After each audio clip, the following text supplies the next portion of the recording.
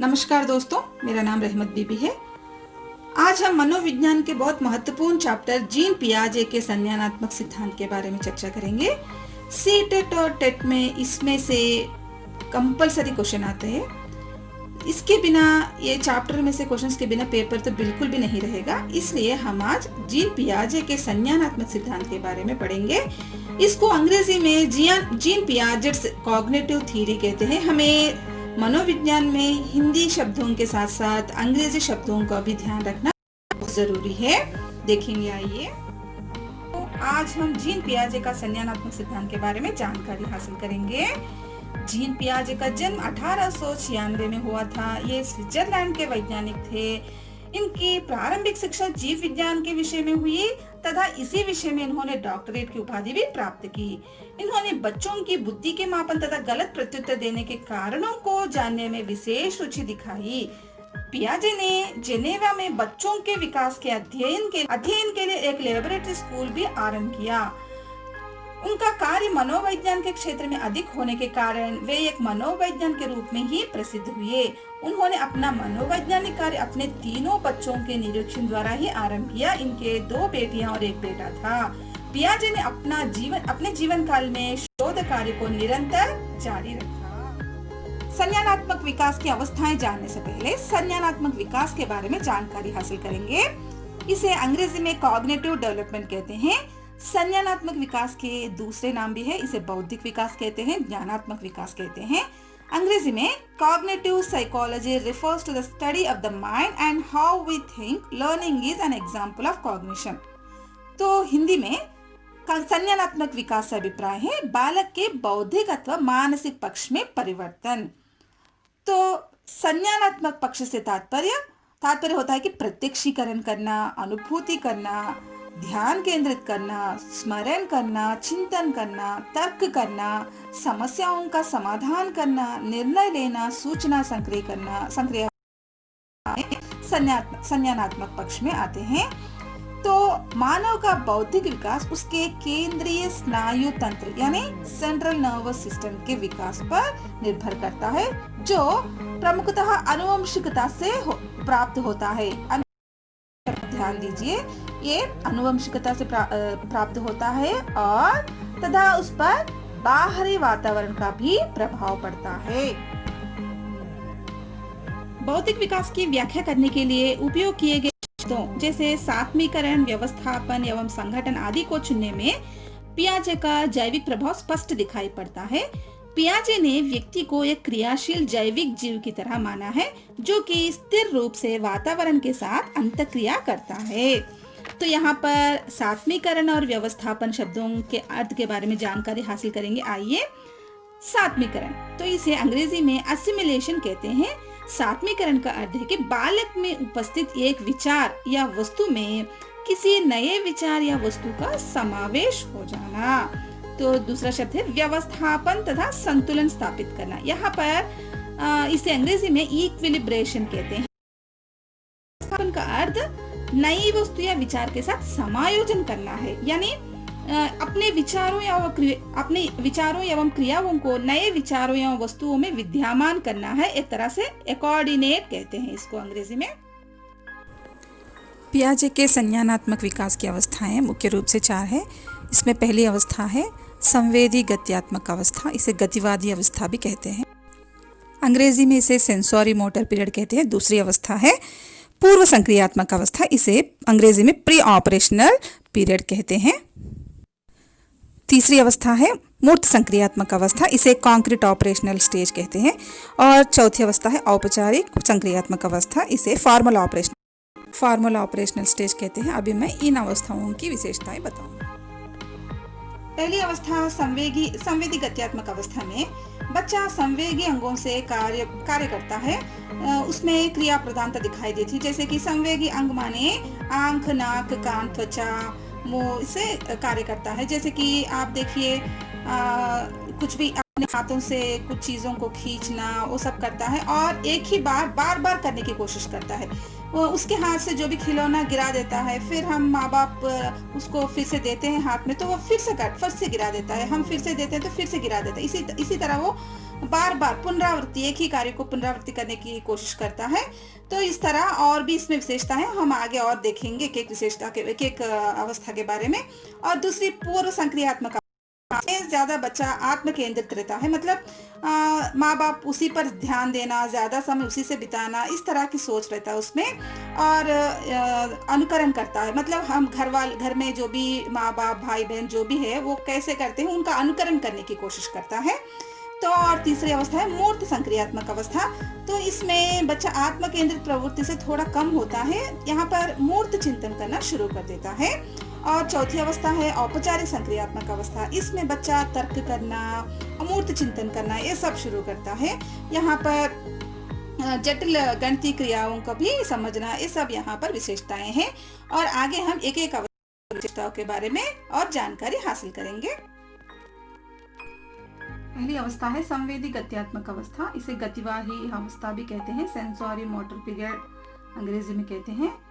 यह अवस्था जन्म से लेकर 24 महीने की अवस्था है। इस आयु में बालक की बुद्धि उसके कार्यों द्वारा व्यक्त होती है। जैसे कि उदाहरण के लिए चादर पर पड़े खिलौने को बच्चा चादर खींचकर प्राप्त कर लेता है। तो पियाजे इस कार्य स्कीम ऑफ एक्शन की संज्ञा दी है, कार्य योजना कहते हैं। तो इस अवस्था की मुख्य विशेषता है कि वस्तु स्थायित्व, अर्थात बालक यह समझने लगता है कि पदार्थों का अस्तित्व सदैव बना रहता है। सामान्य रूप से 8 से 9 महीने माह की अवधि में वस्तु स्थायित्व के लक्षण दिखाई पड़ने लगते हैं। उदाहरण के लिए 8 से 9 माह की आयु अवस्था में यदि कोई शिशु किसी खिलौने से खेल रहा होता है तो हम उसे छिपा देते हैं, तो वह उसे ढूंढने के प्रयास करता है। और 1 वर्ष से लेकर 1.5 वर्ष की विकास के अवधि में शिशु अपने विभिन्न इंद्रिय अंगों में समन्वय स्थापित करना सीख लेता है।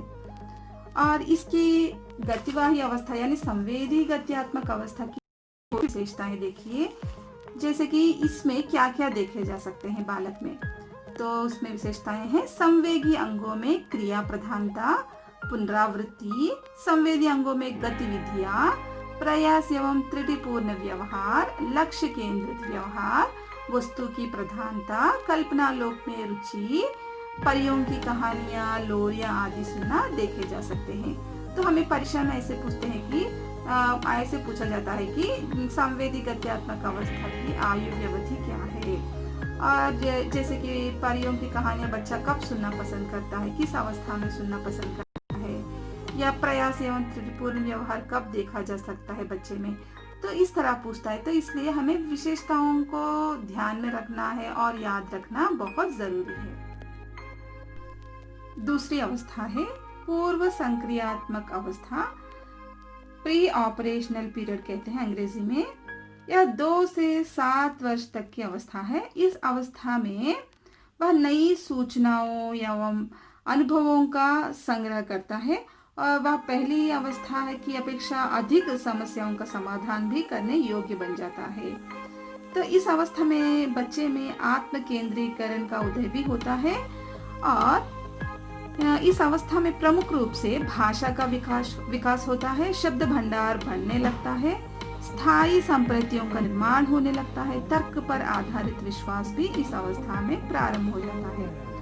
तो इस अवस्था में यदि कोई 2 वस्तुएं किसी एक विशेषता अथवा गुण के आधार पर समान है तो उन 2 वस्तुओं की अन्य भिन्न विशेषताओं को समान मान लेता है। और उदाहरण के लिए देखिए, इस अवस्था में बालक को उसके मम्मी पापा के पहनावे या मिलते जुलते चित्रों को दिखलाने पर महिला चित्र को मम्मी के रूप में मान लेता है और पुरुष को पापा के रूप में मान लेता है, वैसे ही संबोधित करता है।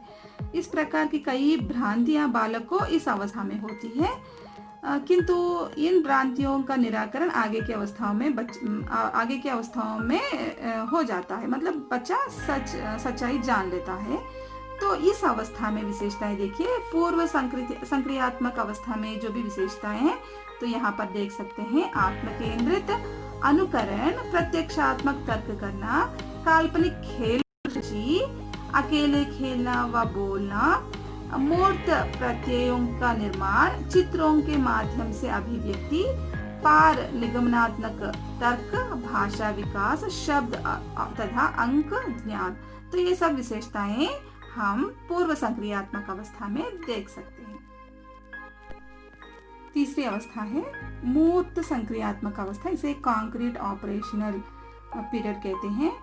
तो यह अवस्था प्रायः 7 वर्ष से 11 वर्ष की आयु अवस्था तक रहती है। इस अवस्था की प्रमुख विशेषता है कि इस अवस्था में बालक मूर्त वस्तुओं अथवा परिस्थितियों के माध्यम से कई धारणाएं तथा संप्रत्यय विकसित कर लेता है। वह विभिन्न व्यक्तियों, भार, आयतन तथा वर्ग आदि में अंतर तथा उनमें परस्पर संबंध स्थापित करना सीख लेता है। तो वह पहले विश्वास करने लगता है कि ये लंबाई, भार, अंक आदि स्थिर रहते हैं, लेकिन वह अनेक कार्यों की मानसिक प्रतिभा प्रस्तुत करना सीख लेता है।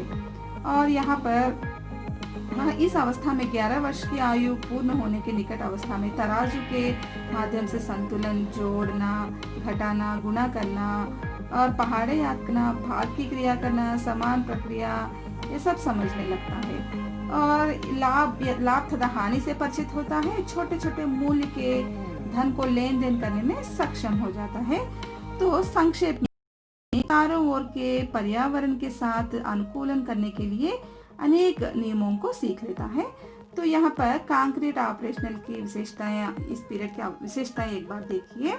आत्म केंद्रित प्रवृत्ति का कम होना, मूर्त चिंतन, निर्माण करना, स्वग्राही, कल्पना जगत में विचरण, खेलों में घूमने में अधिक रुचि, संरक्षण, विचारों की विलोमीयता, क्रमबद्धता तथा पूर्ण अंश कृतियों का उपयोग, छोटा है बड़ा है में अंतर तथा उसके प्रत्यय को समझना। तो ये सब विशेषताएं हम कॉन्क्रीट ऑपरेशनल स्टेज यानी मूर्त संक्रियात्मक अवस्था में देख सकते हैं। चौथी अवस्था है औपचारिक संक्रियात्मक अवस्था, इसे अंग्रेजी में फॉर्मल ऑपरेशनल स्टेज कहते हैं। तो यह 11 वर्ष से प्रौढ़ावस्था तक की अवस्था है। इस अवस्था में वह परिकल्पनात्मक ढंग से समस्याओं पर विचार कर सकता है और अनेक विभिन्न प्रकार की समस्याओं के समाधान के लिए अमूर्त नियमों का निर्माण कर सकता है। अर्थात वह अब इस योग्य हो जाता है कि वह एक समस्या विशेष का प्रत्येक संभव तरीके से समाधान कर सकता है। तो इसमें औपचारिक संक्रियात्मक अवस्था में विशेषताएं एक बार देखिए। तर्क करना, अमूर्त चिंतन करना, निर्वचन करना, गूढ़ रहस्यों को समझना, जटिल गणितीय क्रियाओं को समझना तथा उनका प्रयोग और समस्या समाधान करना, परिकल्पनाओं का निर्माण, परिकल्पनाओं का परीक्षण, निष्कर्ष प्राप्त करना, समानुपातिक संभाव्यता चिंतन, अन्य के साथ सहयोग, पूर्ण व्यवहार, कार्यकरण संबंधी स्थापित करना। तो कार्यकरण संबंध स्थापित करना, तो ये सब विशेषताएं हम औपचारिक संक्रियात्मक अवस्था में देख सकते हैं। धन्यवाद दोस्तों, आपको ये मेरा वीडियो पसंद आया तो आप लाइक कीजिए, शेयर कीजिए, सब्सक्राइब कीजिए, मुझे एंकरेज कीजिए। मैं आपके लिए और अच्छे अच्छे वीडियोस लेकर आपके सामने आऊँगी, इसके बिट्स बनाकर आपके सामने लाऊंगी।